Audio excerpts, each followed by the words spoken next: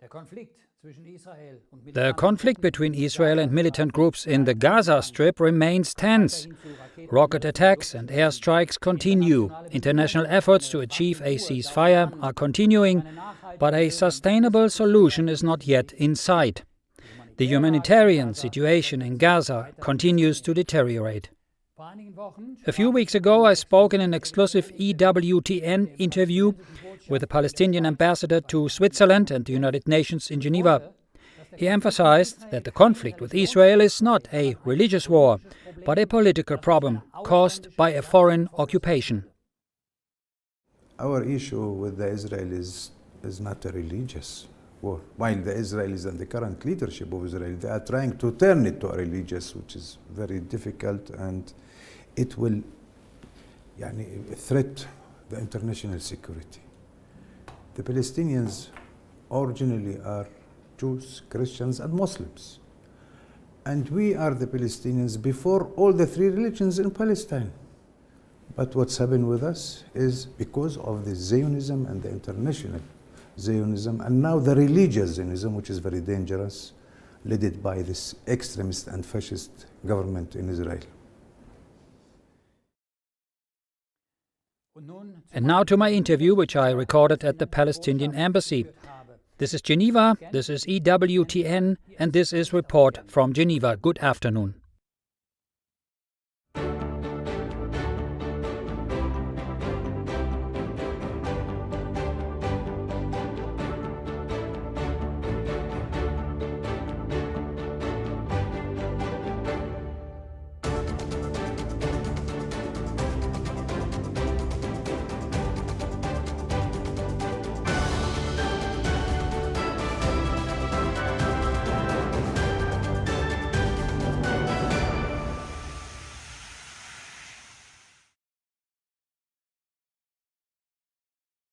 Continuo a ricevere da Gaza notizie molto gravi e dolorose. Civili inermi sono oggetto di bombardamenti e spari. E questo è avvenuto persino all'interno del complesso parrocchiale della Santa Famiglia, dove non ci sono terroristi, ma famiglie, bambini, persone malate con disabilità, suore. Una mamma e sua figlia, la signora Navda Khalil Anton e la figlia Samar Qamar Anton, sono state uccise e altre persone ferite dai tiratori scelti mentre andavano in bagno. È stata danneggiata la casa delle suore di Madre Teresa, colpito il loro generatore. Qualcuno dice è il terrorismo, è la guerra. Sì, è la guerra, è il terrorismo. This video is from the end of 2023 from the Turkish public television station TRT. The Gaza-Israel conflict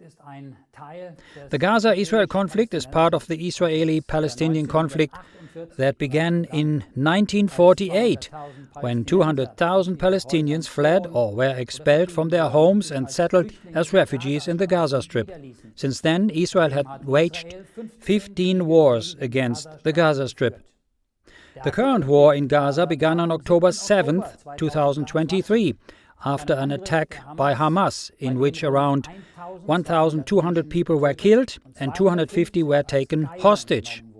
Israel's retaliatory operation has destroyed entire neighborhoods in Gaza and forced around 80% of the population to flee. According to UNICEF, around 1.9 million people, including many children, have been displaced within the Gaza Strip. They have little access to water, food, fuel and medicine. Their homes have been destroyed and their families torn apart. A few weeks ago, I spoke in an EWTN exclusive interview with the Palestinian Ambassador to the UN in Geneva and for Switzerland, Dr. Ibrahim Khraishi. Your Excellency, first of all, thank you very much for being with us today. With all your schedule, I imagine only, that you get almost no sleep, probably. Before I go into specific questions, There are many people and governments, that refer to what we see right now in Gaza to as a genocide. Is this a religious war? Some people say it's a religious war. Is this a religious war from your point of view? First of all, welcome to the mission of the State of Palestine. And thank you for having me with this interview. I don't think so.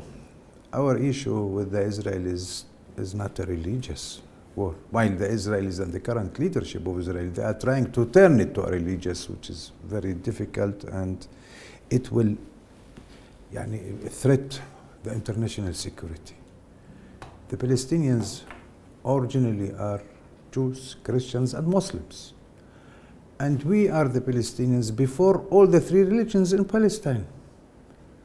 So, if you are following what's going in New York, Washington, in the UK, London, those massive demonstrations, thousands of them are Jews against the Israeli genocide act against the Palestinian people.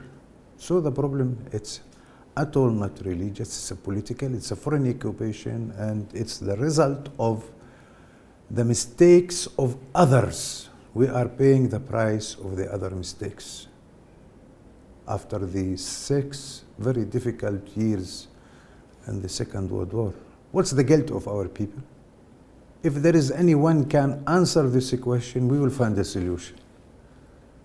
So we were there, and suddenly we are now under the oppression of the foreigners who came from Ukraine, from Russia, from the Arab world, from Spain, etc. But we have our Jews in Palestine, and some of them are part of the Palestinian Legislative Council, part of our life, and we live there peacefully without any discrimination and good neighboring. But what's happened with us is because of the Zionism and the international Zionism, and now the religious Zionism, which is very dangerous, led by this extremist and fascist government in Israel.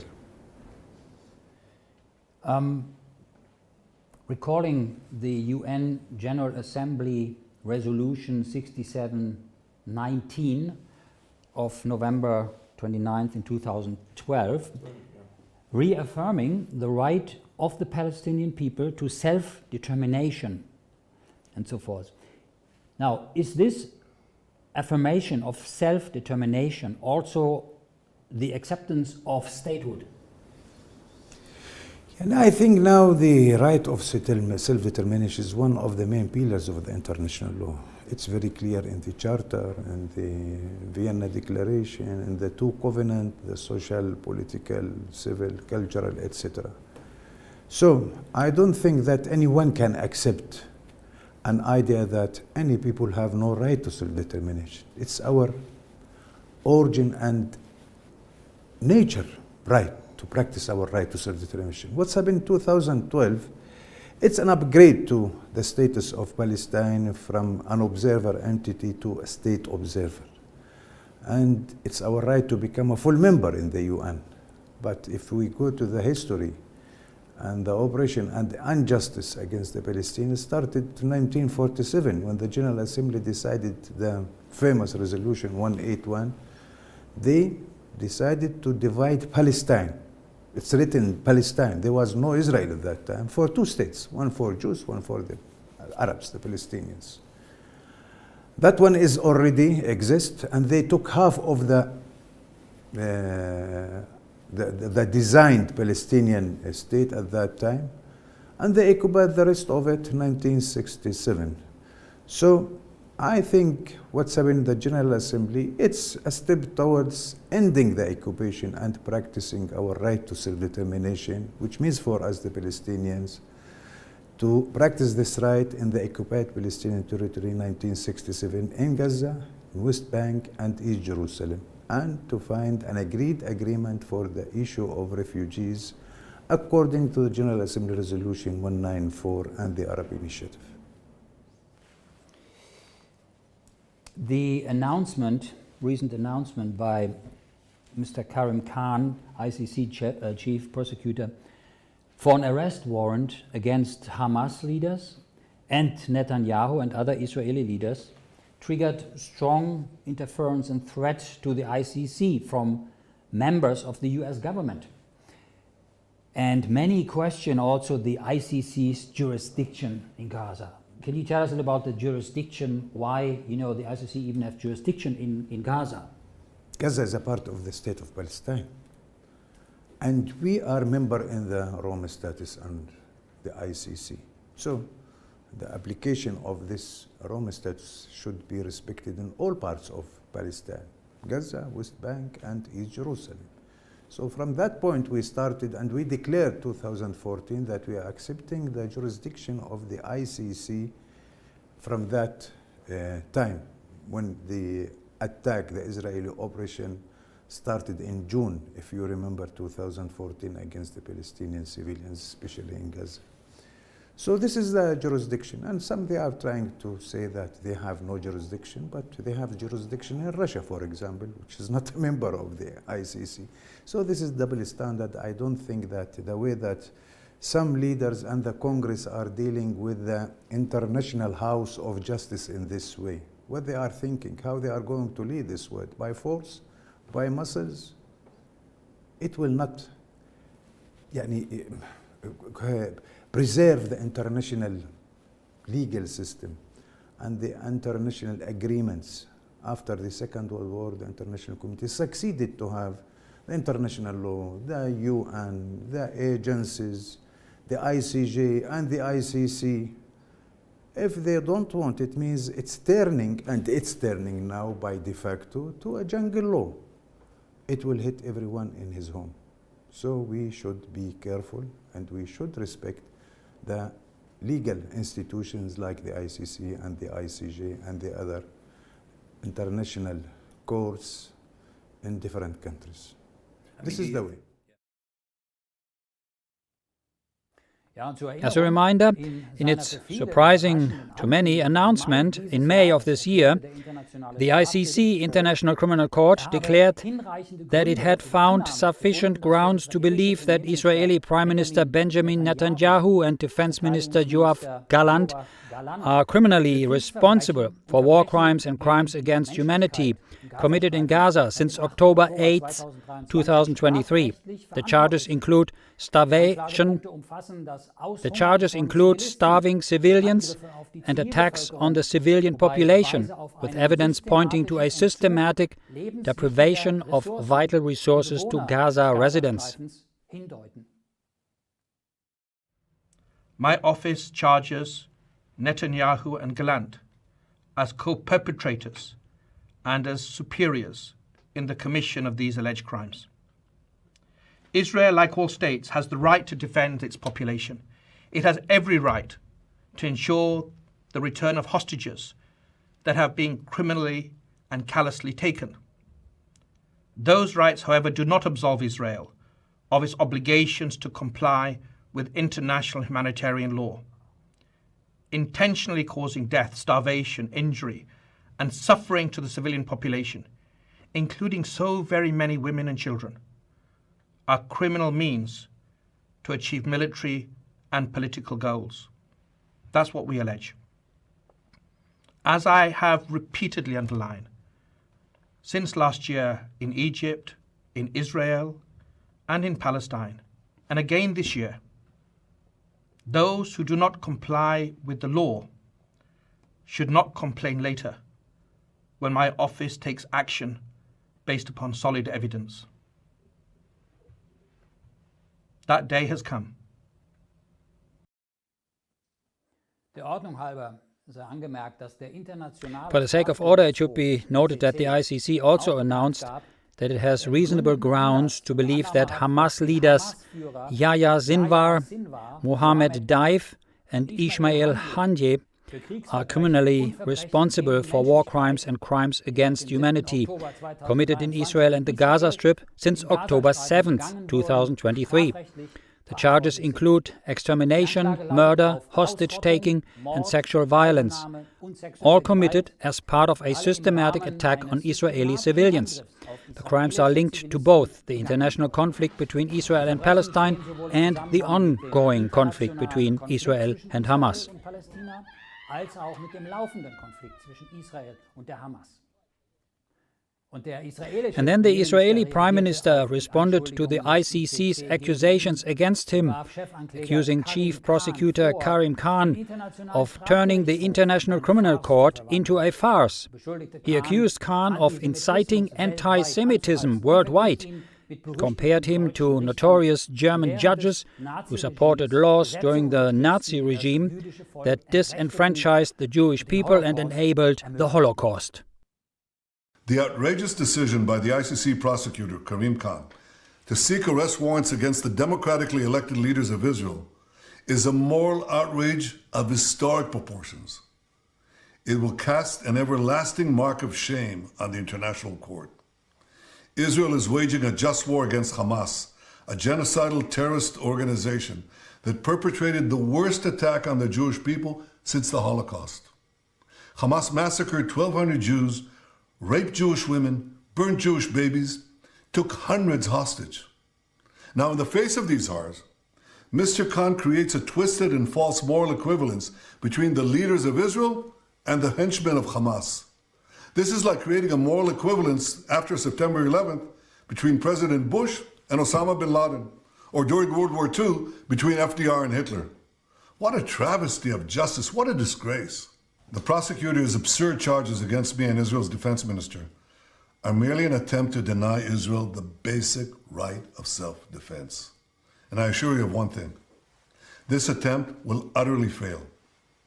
80 years ago, the Jewish people were totally defenseless against our enemies. Those days are over. Now the Jewish people have a state, and we have an army to defend our state. Notwithstanding the blood libels Mr. Khan has leveled, Israel will continue to wage this war in full compliance with international law. We will continue to take unprecedented measures to get innocent civilians out of harm's way and to ensure that humanitarian assistance reaches those in need in Gaza. Do you really think the day will come where someone like Netanyahu will be arrested? Really, I mean, is this something? I mean, how do you look at it? Is this the solution at the end of the day, that you arrest him, or Putin? For that matter, will that happen in this war? If we take a look on the history of the ICC, they succeeded in some cases, but they didn't succeed in many of that. But they should not be protected. Any who violated, and there is any arrest warrants against them, should be. But now it's a political game. For us, the Palestinians, after what's happened by Karim Khan, the arrest warrants against the Israeli Prime Minister and the Minister of Defense and 3 from Hamas leaders, we should also take a look on that it should not be allowed to make equality between this and that. We are the people under the occupation, and international law allows us to defend ourselves in all means and all fields in line with the international law. And we announced several times, and my president always repeating that we are respecting the international legitimacy and the international law, and it should apply on all without any discrimination. I hope one day that we will see, while practically, if you want, and honestly, it's difficult, but it's good now for the first time that the Israeli leaders are wanted to the justice, and maybe they can succeed to prosecute them for the crimes they are committed and the genocide against the Palestinian civilians and people. So the ICC, just a question, the ICC is prosecuting them for war crimes, not for genocide, right? It's not the no, also because the jurisdiction of the Rome Statute, there is 4 kinds of crimes. Genocide one, crimes against humanity, war crimes, and war crimes, yeah? So this is one, but what's going in the ICJ is totally different. It's based on the agreement or the convention approved 1948, the genocide one. So it's total different paths. One here is criminal one, and that one is totally different because it's talking about the responsibility of the people who are, or the countries who are members of the genocide a treaty signed or declared by the UN 1948. Excellency, in your view, and in view of the events that are happening now at this moment, is there still a basis for achieving a just, lasting and comprehensive peace in the Middle East? Is there hope? Should be. The hope is there still. And we will continue resisting the occupation. We have a lot of support now. There is a wake-up around the world, but I'm waiting the governments to wake up, many of them in Europe. The people are around. After this massacre, after this genocide, now we are talking about more than 37,500 people killed. 2/3 of them are children and women. Total destruction, targeting the protected objects. Yani what we are watching now, it's a televised genocide. I think it was very difficult in the Second World War, but we didn't see it. Now we are watching, and no one is taking any concrete and practical step to stop this genocide and this barbarism by those criminals and fascists who are leading the Israeli government. Is there diplomacy going on in the background that we do not read immediately of X and everywhere for solutions? Or is this everything's now open? We tried that since 30 years ago. If you remember when we signed Oslo Agreement, we recognized Israel, we condemned all kinds of terrorism, and we said that the international law, the peaceful path is the way, and the peaceful resistance. At that time in West Bank there were around 120,000 settlers. Now there are 750,000. So always we are ready, but if you remember what's happened in Israel when Rabin was around to reach an agreement with Palestinians at that time with late Arafat, those extremists, this kind of people in Israel like Ben Gvir and Smotrich, they killed him because they don't want peace. But we have to continue. Now, if you want to talk about the two states, still doable. It's difficult, but it's still doable. Later it will be very difficult. It will turn to one state, and it's sure not a democratic one. It's an apartheid. So we'll continue on different path of resisting this apartheid, and the demography is one of our weapons. The world is changing, and I think that the Congress is not going to stay the same Congress that we are watching for the last dozens of years, this blind support for Israel. The world is changing, but the Congress still, they don't know that they have to change, and they are not following the big changes around the globe. So you're still in favor of a two-state solution? Until now, yes. Yes, this is the only way to find a solution based on the international legitimacy, and the international resolution, the Security Council, the General Assembly, the international community agreements, two-state solution. If they are willing for that now, it's good for them in the future. But if they don't want, it will be very difficult for them in the future. We are going to stay there. We are not leaving our place. If they continue, I think they will start to return each to his origin place or from where he came to our land. Thank you, Your Excellency, so much. Thank you. Thank you. In his first in-depth exclusive interview with US news network CBS News in October 2023, Pope Francis addressed the ongoing Gaza conflict and expressed his deep concerns and sadness over the violence and suffering in the region. The Pope emphasized the importance of dialogue and the need for peace, stressing that violence only leads to more violence. He called on both sides to strive for peace and understanding instead of resorting to conflict. The interview with Pope Francis was widely highlighted in the US press. They described the Pope as a global leader who strongly advocates nonviolence and humanity.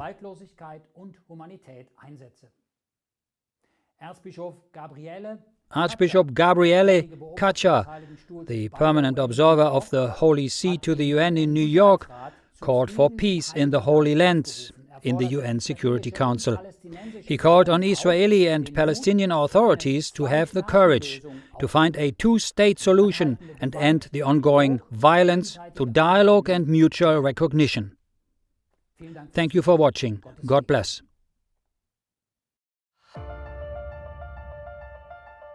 I think it's very helpful and important, and I'm grateful for EWTN to spread the news of what the Holy See is doing in Geneva, because Geneva is somehow the kitchen of human rights. And we as Christians, as believers, are called to be in this kitchen and to know what is being cooked.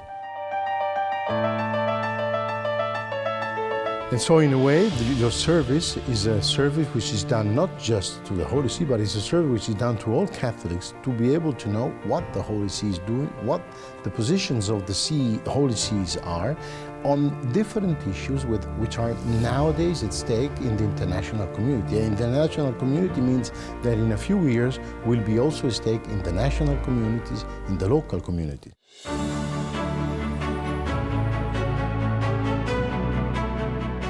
To be able to know what the Holy See thinks, I think is food for thought for all believers, and it is a help in order to frame the problem in the context of Catholic faith, of Catholic doctrine. The Holy See and the Church is not disincarnated in the world. It is in the world. It is giving witness as Jesus asked us to do, of course, using the instruments and the tools that also this world requires. This is a diplomatic world which demands diplomatic tools.